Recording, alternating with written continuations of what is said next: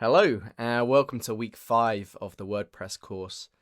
This week is going to be our final week on the Nomad Sun project. So just a 2-week project, this one, but it's going to be a bit of a bigger week content-wise versus last week. So what we'll do is to explore more of what we were doing last week. So thinking about things as components, looking at design systems and things like that, but taking a bit more of a deep dive to it. So really how we can organize our things in a much better way.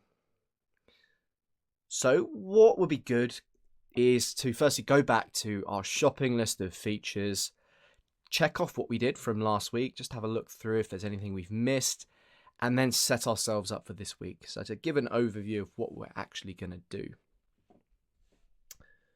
So I have just a static preview open of the homepage and also Hong Kong.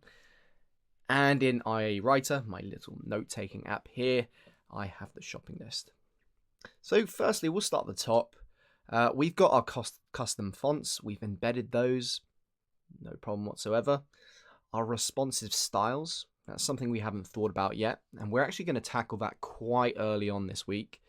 We're going to mix and match between lots of different things just to kind of spice things up rather than focusing fully on WordPress or CSS in one go. We're going to completely mix it up. Now for our homepage, our hero block here, we have pretty much put that in place. We have the data, like the title and the subheading. So with that, we looked at our advanced custom fields, this idea of these flexible blocks as well.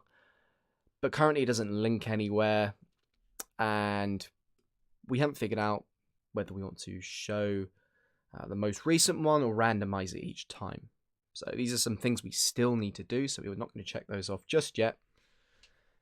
Now for our site name and tagline, we can tick this off because if we look at our page here, you can already see in the tab bar it says Nomad Sun. We've got our site name and a description for it. If I do a quick login, we set that stuff up really early on. So that's something we can tick off from our list.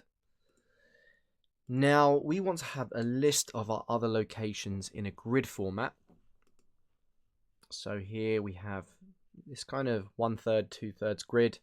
We're going to look at how to approach that towards the end. We're going to firstly focus on the individual location pages to begin with. Then we'll go back to the home page. So these are things we're going to leave off for the moment. We'll come back to those. We have things like the about block and then this footer as well. So for our location pages, what did we do there? Well, we have a header and it has an image on the left.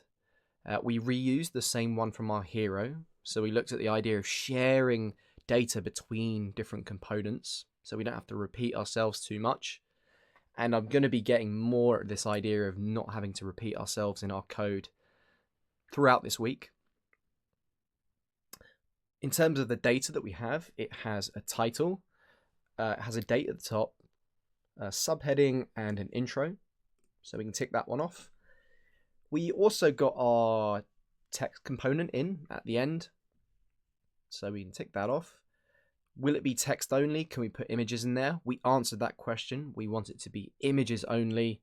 The reason being is where we have images, we're going to have a separate component for that.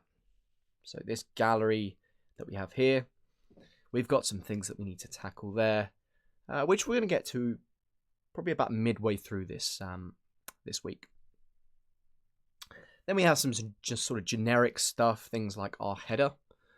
So we're going to think about how that works. Are we able to change those from the dashboard? Also our footer. So if we reflect on the home page, this block that we have down the bottom and a very faint little copyright. You can only just make it out on my screen. Those are some things we need to think about as well. And then our extra features, we want to be able to rearrange and order our content in various different ways. We already did that. So if we go to our custom fields and our field groups, you can see we set up this content here and we're able to rearrange that in different ways. So flexible blocks, we can put one on top of the other and makes things flexible. The order of our content is mixed up.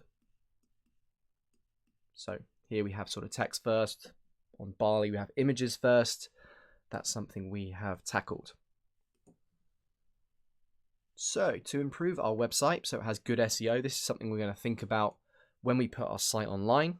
So we can actually say our site online.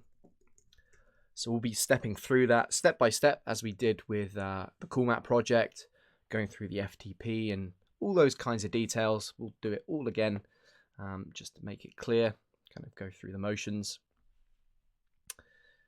Then some other things about the images. So if we are on one of these pages and we click this, are we going to enlarge it and have some kind of overlay lightbox effect? Then video content, slide out navigation, and probably one of the most important things when we get our website online is how we make it as fast as possible. So fast websites lead to happy users.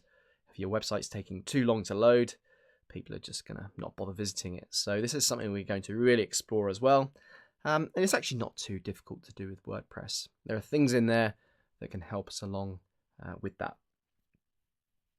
So kind of looking at the boxes we have ticked and the boxes we don't have ticked, we have some work ahead for ourselves this week. So we're going to make a start with things, firstly, by thinking about our CSS.